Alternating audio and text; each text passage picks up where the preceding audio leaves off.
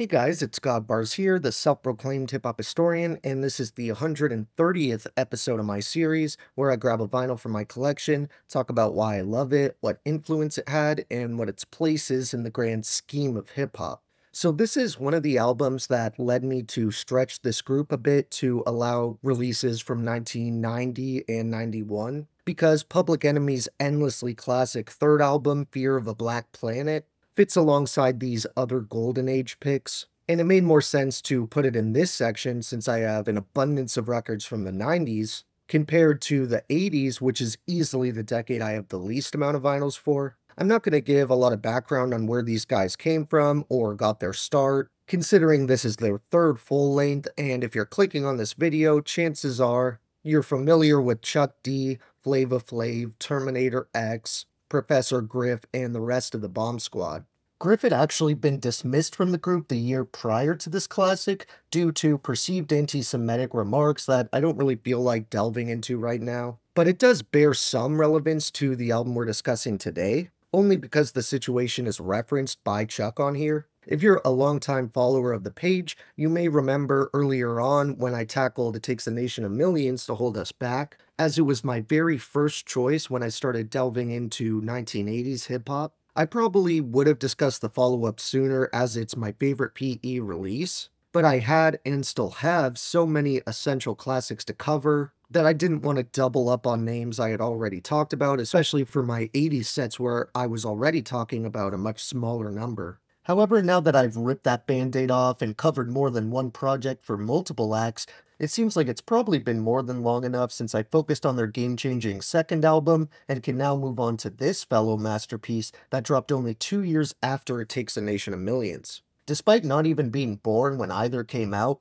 this album was an early influence on my hip-hop taste, and I'm pretty nostalgic for it, as it was one of the first old-school rap LPs that I ever heard in its entirety. In fact, I can still vividly remember the day I first heard it, as it was the same day I first heard Low End Theory by A Tribe Called Quest as well, and both of them just totally flipped a switch in my brain. I had initially gone to check them out most likely because I thought their album art looked cool, and I wanted to make an effort to try and understand the appeal of late 80s, early 90s hip-hop, but I quickly found myself enjoying the experience to both classics much more than I had expected to, even though they obviously have different sounds and styles. What they do share is that general golden age vibe that you'll hear in a lot of material from the start of the 90s as the game was transitioning. It's kind of hard to explain now, all these years later, because I've familiarized myself with most of that output just through immersing myself in the genre so much. But it was basically the moment I went from not really thinking about 80s hip-hop at all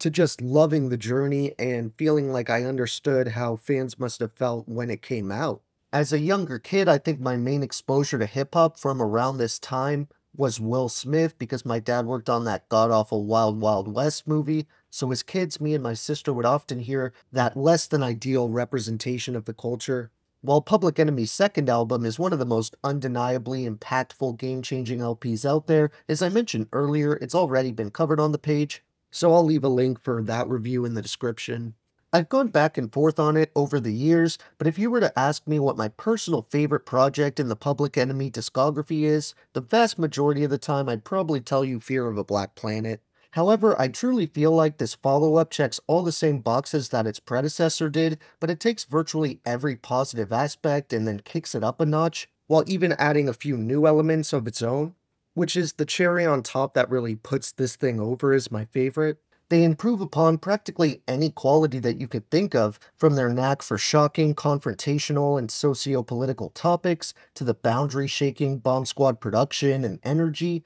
Even the memorable album art, title, and track names are provocative by design. Their blend of samples gets more diverse as well, partially because they knew they could afford to take some bigger risks with how successful the previous project was, but also the popularity and controversy of their Fight the Power movement gave them even more material to pull and give a new context to, through ignorant news reports about the group and its message being dangerous, or radio stations where fans are calling in to express their love for Chuck, Flav, and the rest of the crew. Not that you really need other people to defend the quality of this LP, as every track does a more than adequate job of doing that on its own. However, there's one track that's so dope it stands above the rest to me, despite them already functioning at 100% capacity. It's actually my favorite Public Enemy song, period, and it still hits just as hard today as it did the first time I heard it, that being the powerful posse cut Burn Hollywood Burn.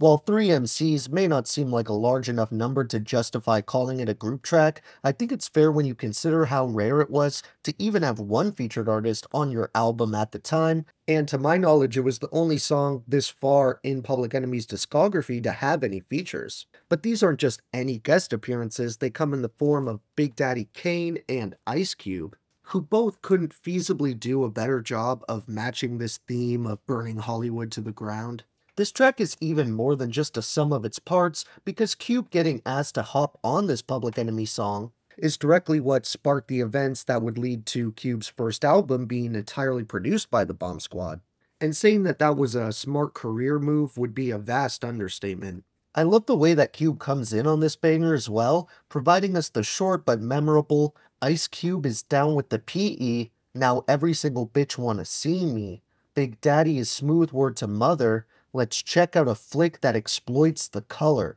Rolling through Hollywood late at night, red and blue lights, what a common sight. Pulled to the curb, getting played like a sucker. Don't fight the power, the motherfucker." But even on a track where everyone involved does more than their fair share, Big Daddy Kane definitely takes the cake for me when it comes to the best verse, hitting the concept directly on the head, giving us gems like, "As I walk the streets of Hollywood Boulevard, thinking how hard it was to those that starred in the movies, portraying the roles of butlers and maids, slaves and hoes. Many intelligent black men seemed to look uncivilized when on the screen, like I guess I figure you to play some jigaboo on the plantation, what else can I do? And black women in this profession, as for playing a lawyer, out of the question. For what they play, Aunt Jemima is the perfect term, even if now she got a perm." I could really go on all day about the stellar group cut, let alone Fear of a Black Planet in its entirety, but it's about that time to name my top 3 favorite songs from this masterpiece. As you probably expected, Burn Hollywood Burn is without a doubt one of them, but the other two would have to be Anti-Black Man Machine and Welcome to the Terror Dome. While really every track on here deserves a shout out, I'd have to narrow my honorable mentions down to Fight the Power, 911 is a Joke, Brother's Gonna Work It Out, Polly Wanna Cracka, Meet the G That Killed Me, Power to the People, Revolutionary Generation, Who Stole the Soul, and Can't Do Nothing For Ya, Man. Thank you for watching my 130th video. We still have a good handful of Golden Age classics to go, so next time we're going to tackle some of the most important members to come from the Native Tongues Collective. So check in for that one, and if you enjoyed, be sure to like, subscribe, and let me know what your favorite songs off this socially aware gem are. Don't forget to have a great day, and I'll see you next time, okay? Alright.